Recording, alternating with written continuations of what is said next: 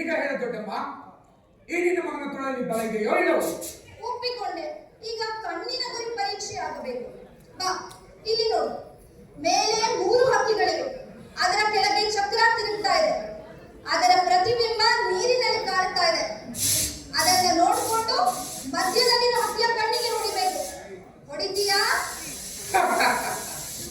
ಮಹಾಪಿಲ್ಲವನಾದ ಅರ್ಜುನ ಮತ್ಸ್ಯಂತ್ರವನ್ನು ಬೆಳೆಸಿದ್ದು ಇದೇ ರೀತಿಯಲ್ಲವೇ ದೊಡ್ಡಮ್ಮ? ಹೌದು. ಅವನಿಗಿಂತಲೂ ನಿನ್ನ ಮಗ ಏನು ಕಡಿಮೆ ಇಲ್ಲ ಅನ್ನೋದನ್ನ ನೀನೇ ನೋಡುವಂತೆ. ಆ ಅರ್ಜುನ ಒಂದು ಮೀನಿನ ಕಣ್ಣಿಗೆ ಹೊಡೆದ. ಈ ಬಬ್ರುವಾಹನ 3 ಹಕ್ಕಿಯ ಕಣ್ಣಿಗೆ ಹೊಡೆಯುತ್ತಾನೆ.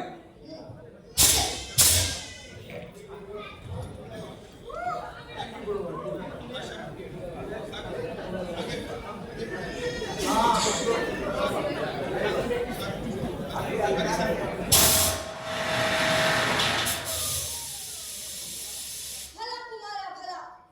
ಶಿಷ್ಯ ಗುರುವನ್ನ ಮೀರಿಸಬೇಕು, ಮಗ ತಂದೆಯನ್ನ ಮೀರಿಸಬೇಕು.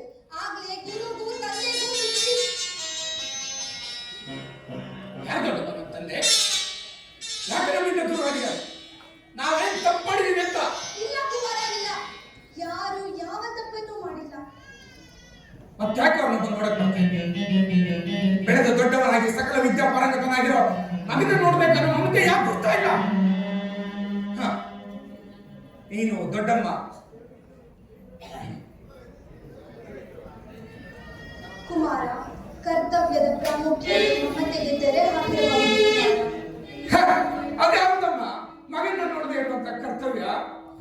ಯಾವಾಗ ಕೇಳಿದ್ರು ಅಮ್ಮ ನೀವಿಬ್ರು ಈ ವಿಷಯನ ಮರೆಮಾಚ್ತಾ ಇದ್ರ.